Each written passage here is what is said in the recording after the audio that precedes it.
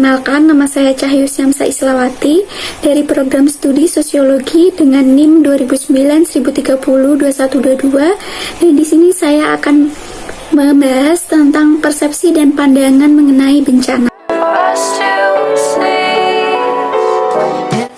Yang pertama yaitu sejarah bencana. Bencana telah terjadi sepanjang sejarah manusia. Bencana adalah peristiwa atau rangkaian peristiwa yang mengancam dan mengganggu kehidupan masyarakat yang disebabkan oleh faktor alam, faktor non-alam, maupun faktor manusia yang mengakibatkan terjadinya kerusakan alam, timbulnya korban jiwa, gangguan psikologis, dan kerugian harta atau materi. Undang-Undang Nomor 24 Tahun 2007 juga mendefinisikan bencana alam, bencana sosial, dan bencana non-alam. Pada Undang-Undang Nomor 24 Tahun 2007, bencana alam adalah bencana yang diakibatkan oleh peristiwa atau serangkaian peristiwa yang disebabkan oleh alam, antara lain berupa gempa bumi, gunung meletus, banjir, kekeringan, angin topan, dan tanah longsor. Bencana non-alam adalah bencana yang diakibatkan oleh peristiwa atau rangkaian peristiwa non-alam yang antara lain berupa gagal teknologi, gagal modernisasi, epidemi, dan wabah penyakit. Bencana sosial adalah bencana yang diakibatkan oleh peristiwa atau serangkaian peristiwa yang diakibatkan oleh manusia yang meliputi konflik sosial antar kelompok atau antar komunitas, masyarakat, dan teror. Contoh kejadian bencana alam yang telah terjadi di Indonesia yaitu 1. Bencana alam gempa bumi yang terjadi di Aceh pada tanggal 26 Desember tahun 2004 dengan skala 9,3 skala Richter. Gempa ini berasal dari dasar laut dan kemudian mengakibatkan tsunami yang sangat besar dan memporak-porandakan masyarakat Aceh dan lingkungan saat itu. Yang kedua yaitu bencana alam gunung meletus pada Merapi yang terjadi pada tanggal 26 Oktober 2010 silam di Yogyakarta. Bencana alam yang ketiga yaitu tanggal 22 Desember 2018 terjadi peristiwa yang disebabkan oleh letusan anak Krakatau di Selat Sunda dan menghantam daerah pesisir Banten dan Lampung, Indonesia. Bukti bencana telah terjadi karena ada dalam catatan kitab suci. Dalam perspektif Islam, musibah merupakan peristiwa yang dialami oleh setiap manusia, walaupun terjadi dalam bentuk, bobot, dan kadar yang berbeda. Takdir yang Allah Subhanahu wa Ta'ala tentukan di alam semesta ini tidak terlepas dari hubungan sebab akibat atau kausalitas, termasuk terjadinya bencana yang sangat erat kaitannya dengan penunaian atau sebaliknya pengabaian atas perintahnya dan larangannya, seperti pada surah Al-Rum. Contoh bukti kejadian bencana pada teks Al-Quran yaitu 1. Bencana banjir bandang di zaman Nabi Nuh merupakan banjir terbesar sepanjang sejarah karena hanya menyisakan mereka yang berada di atas kapal Nabi Nuh. Yang kedua ada bencana alam gunung meletus di zaman Nabi Lut, kemudian ada bencana kelaparan di zaman Nabi Yusuf, kemudian yang keempat yaitu bencana hama di zaman Nabi Musa, yang kelima yaitu hujan batu yang terjadi di kota Sodom yang sekarang dikenal dengan perbatasan Israel Yordania atau Laut Mati disebabkan karena kaum Nabi Lut alaihissalam melakukan perbuatan menyimpang. Yang keenam yaitu ada gempa bumi pada zaman Nabi Syuaib alaihissalam juga begitu besar karena mampu meluluhlantahkan seluruh kota tempat Nabi Syuaib berdakwah, yakni Yordania sekarang. Adanya mitos-mitos yang berkembang dalam kehidupan manusia mengenai suatu peristiwa. Apa sih mitos itu? Mitos atau mite adalah cerita prosa rakyat yang menceritakan kisah berlatar masa lampau mengandung penafsiran tentang alam, semesta, dan keberadaan makhluk di dalamnya, serta dianggap benar-benar terjadi oleh yang empunya cerita atau penganutnya. Dalam pengertian yang lebih luas, mitos dapat mengacu kepada cerita tradisional. Mitos tidak terlepas dari kehidupan masyarakat, bahkan dapat dikatakan sejalan dengan hidup dan berkembangnya masyarakat itu sendiri. Contoh-contoh mitos yang berkembang di Indonesia yaitu, yang pertama ada ibu hamil wajib membawa gunting. Ada kepercayaan bahwa gunting dianggap sebagai penolak bala.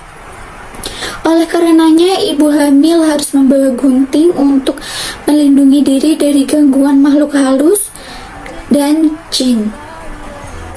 Kedua yaitu menjaga area hutan yang terdapat pohon-pohon besar yang berpenunggu atau makhluk halus.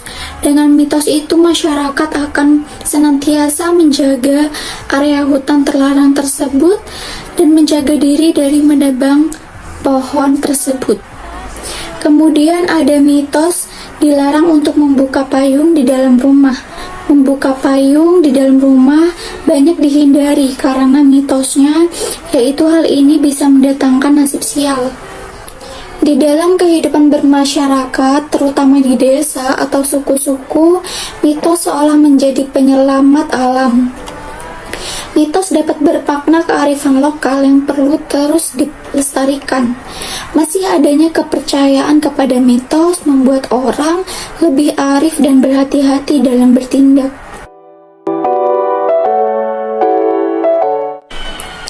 Adanya ritual yang dilakukan masyarakat untuk menciptakan harmoni dalam kehidupannya. Contoh ritual yang diciptakan masyarakat terkait bencana yaitu yaitu ritual sedekah bumi. Adalah tradisi turun-menurun sebagai rasa terima kasih kepada Tuhan Yang Maha Esa atas limpahan hasil bumi. Dalam rangkaian ritual ini terdapat 3 acara pokok. Yang pertama yaitu nyekar dan berdoa untuk para leluhur. Yang kedua yaitu kenduri dan makan bersama. Dan acara ketiga yaitu tradisi nayuk, yaitu menari bersama berpasangan untuk membangun kebersamaan dan kerukunan. Contohnya yaitu seperti di Kampung Menganti, Gresik, kemudian juga ada di Desa Binangun, Kecamatan Bantarsari, Kabupaten Cilacap, dan masih banyak lagi. Yang kedua yaitu ada ruatan. Ruatan bagi masyarakat Jawa adalah suatu bentuk usaha yang bertujuan agar setelah menjalani ruatan ini, mereka tuh mendapat berkah berupa keselamatan, kesehatan, kedamaian, ketentraman jiwa, kesejahteraan, dan kebahagiaan bagi diri sendiri secara khusus maupun bagi keluarga dalam lingkup yang lebih besar lagi. Tata cara ruatan sendiri meliputi pagelaran wayang kulit dengan lakon murwakala, siraman, potong rambut, melarung atau menanam potongan rambut dan sesajen, dan diakhiri dengan tirakatan semalam suntuk. Contoh daerah yang melakukan ruatan yaitu masyarakat Demak, Jawa Tengah, masyarakat Dieng, dan masih banyak lagi. Kemudian ada ritual petik laut. Sebagai rasa syukur atas limpahan hasil laut para nelayan selama setahun. Petik laut adalah warisan leluhur dan merupakan bentuk sedekah masyarakat terhadap laut yang selama 1 tahun menjadi tempat mengais rezeki. Tata cara petik laut yaitu petik laut diawali dengan rangkaian acara yang terdiri dari pawai budaya di jalan sekitar pesisir dan pertunjukan seni lainnya seperti pencak silat dan tari-tarian. Seluruh kegiatan ini mempunyai tujuan yang sama, yaitu melestarikan budaya daerah dan memperkenalkan budaya daerah kepada masyarakat yang belum tahu, terutama generasi muda. Contoh daerah yang melakukan petik laut sendiri yaitu Pasuruan, Muncar, Banyuwangi, dan masih banyak lagi. Kemudian ada ritual sesajen. Ritual sesajen ini digunakan agar masyarakat setempat yang kebanyakan berprofesi sebagai nelayan terhindar dari bencana. Ini adalah inti dari tujuan ritual, yakni memohon keselamatan di laut. Contoh daerah yaitu Ponorogo dan masih banyak lagi. Kemudian ada ritual Yatnya Kasada. Ritual ini untuk memohon keselamatan, kemakmuran, dan tolak bala kepada Sang Hyang Widi. Ritual ini merupakan penghormatan warga terhadap leluhurnya, yakni pasangan suami istri Roro Anteng dan Joko Seger. Prosesi upacara ini sendiri yaitu dimulai dengan beberapa ritual seperti pengambilan air suci dari mata air Widodaren, terus persembahyangan umat Hindu, pemberkatan sesajen yang akan dilarung, pengangkatan dukun baru, maksudnya pemimpin upacara agama umat Hindu. Kemudian ada pelarungan sesajen menuju kawah Gunung Bromo. Contoh daerahnya sendiri yaitu masyarakat suku Tengger yang melakukan. Adanya istilah bencana dalam kehidupan masyarakat seperti bala, pagebluk, dan bahasa lain dalam bahasa lokal. Menurut Kamus Besar Bahasa Indonesia atau KBBI, arti bala bencana adalah malapetaka. Arti lainnya dari bala bencana adalah kesengsaraan, malapetaka, kemalangan, dan cobaan. Pagebluk atau penyebaran wabah penyakit adalah peristiwa anomali, belum dapat diprediksi kapan berakhir, dan belum ditemukan obatnya. Sekarang kita masuk ke pandangan masyarakat mengenai bencana. Yang pertama yaitu konvensional. Pandangan konvensional ini melihat bencana sebagai takdir atau murni atas kehendak alam. Di tahap ini, masyarakat melihat bencana sebagai musibah atau kecelakaan, tidak bisa diprediksi dan tidak menentu terjadinya, tidak terhindarkan maupun tidak bisa dikendalikan. Berdasarkan pada pandangan ini, masyarakat terdampak dipandang sebagai korban dan penerima bantuan dari pihak luar, atau harus segera mendapat pertolongan, sehingga fokus dari penanggulangan bencana lebih pada bantuan atau relief dan kedaruratan atau emergensi.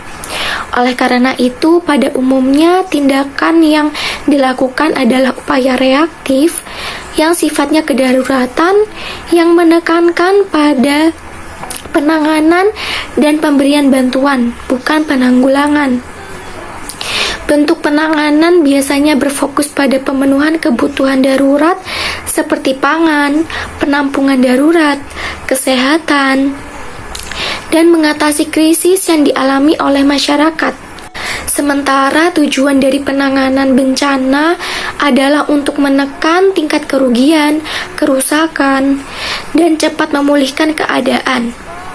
Di dunia termasuk di Indonesia, hampir mayoritas sumber daya manusia, dana, maupun program-program penanggulangan bencana diarahkan pada saat tanggap darurat. Ilmu pengetahuan alam. Di tahapan ini, bencana ialah unsur lingkungan fisik yang membahayakan kehidupan manusia. Bencana dianggap kekuatan alam yang terjadi luar biasa, tidak seperti biasanya. Bencana ialah proses geofisika, geologi, dan hidrometeorologi.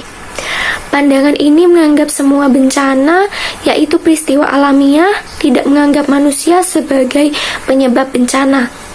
Paradigma ini memandang bahwa upaya penanggulangan bencana lebih diarahkan kepada identifikasi daerah rawan bencana, mengenali pola yang menimbulkan kerawanan, serta melakukan kegiatan mitigasi yang bersifat struktural seperti membangun konstruksi atau rumah, bangunan, dan tanggul dan lain-lainnya, maupun non-struktural seperti penataan ruang, termasuk tata guna lahan, standar bangunan.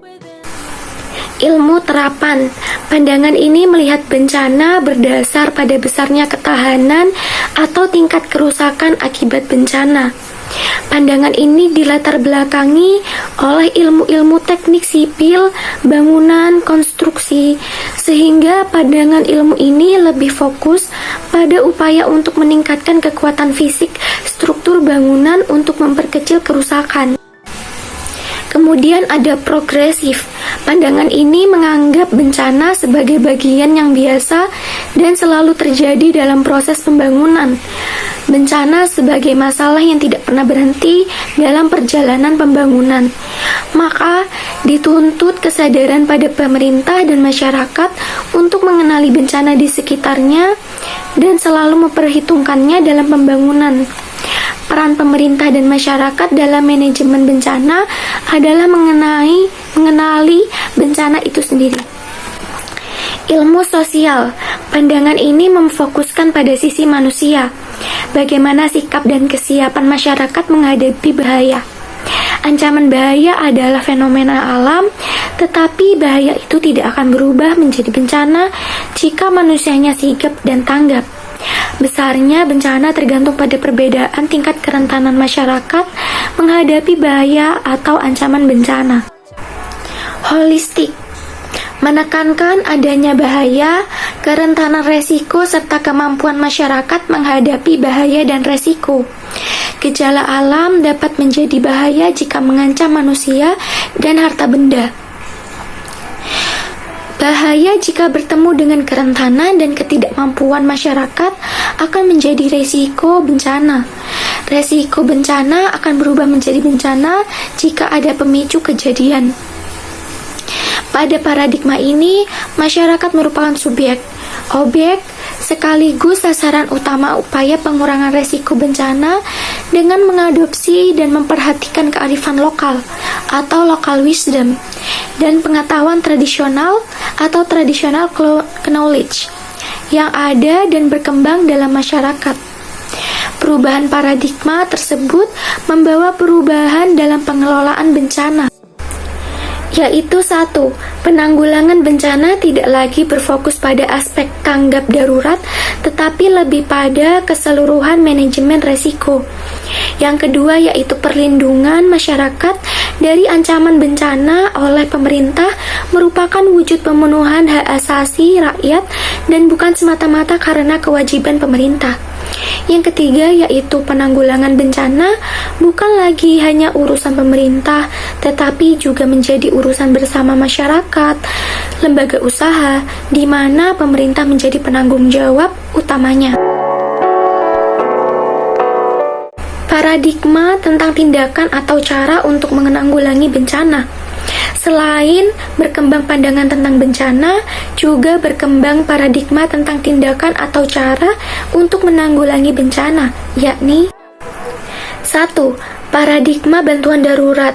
Paradigma ini berkaitan dengan pandangan konvensional yang menyatakan bahwa bencana itu takdir ilahi, sehingga masyarakat dipandang sebagai korban dan penerima bantuan. Paradigma ini memfokuskan pada saat kejadian bencana melalui pemberian bantuan darurat atau relief berupa evakuasi atau pertolongan korban, bantuan pangan, penampungan, dan layanan kesehatan. Tujuan utamanya adalah untuk meringankan penderitaan korban, mencegah meluasnya kerusakan, dan segera mempercepat pemulihan. Paradigma mitigasi. Paradigma ini memfokuskan pada pengenalan daerah rawan ancaman bencana dan pola perilaku individu, masyarakat yang rentan terhadap bencana. Tujuan utama mitigasi terhadap ancaman bencana dilakukan antara lain melalui pembuatan struktur bangunan, sedangkan mitigasi terhadap pola perilaku yang rentan dilakukan antara lain melalui relokasi permukiman, peraturan-peraturan bangunan, dan penataan ruang. Paradigma pembangunan. Paradigma ini memfokuskan pada faktor penyebab dan proses terjadinya kerentanan masyarakat terhadap bencana. Tujuan utamanya adalah untuk meningkatkan kemampuan masyarakat di berbagai aspek non-struktural, misalnya pengentasan kemiskinan, peningkatan kualitas hidup, pemilikan lahan, akses terhadap modal, dan inovasi teknologi. Dan yang terakhir ada paradigma pengurangan resiko. Paradigma ini memfokuskan pada analisis resiko bencana, ancaman, kerentanan, dan kemampuan masyarakat. Tujuan utamanya adalah untuk meningkatkan kemampuan dalam rangka mengelola dan mengurangi resiko dan juga mengurangi terjadinya bencana.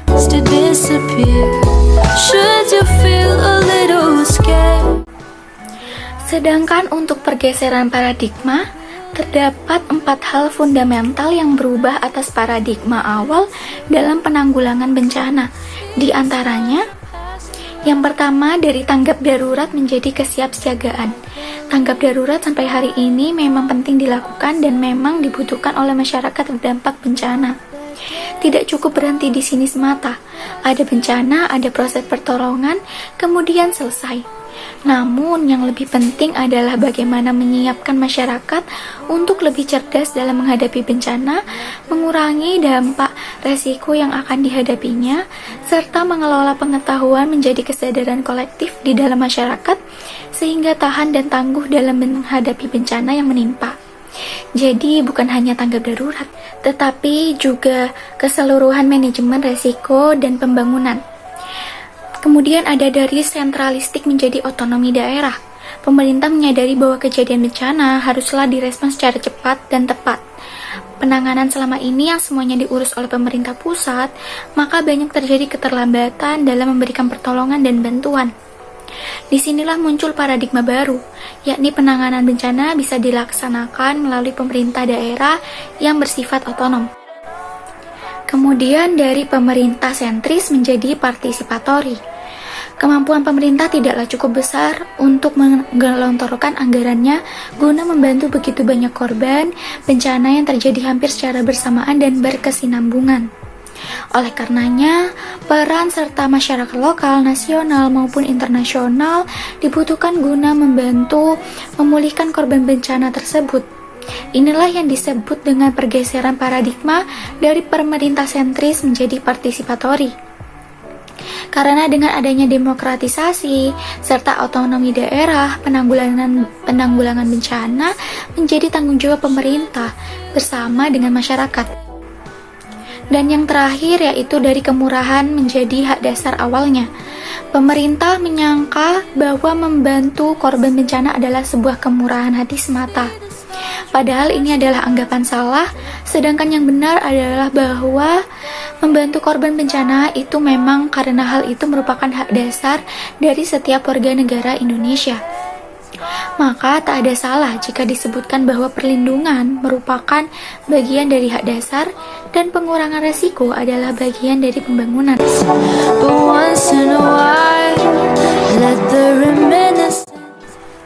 Konstruksi tentang bencana. Yang pertama yaitu bencana bukan suatu peristiwa yang tiba-tiba dan tak terelakkan, tetapi menjadi bagian integral dalam kehidupan yang rutin dan normal. Alam telah seringkali memberikan isyarat melalui tanda-tanda seperti melalui binatang, hawa, angin, mimpi, dan hal-hal aneh.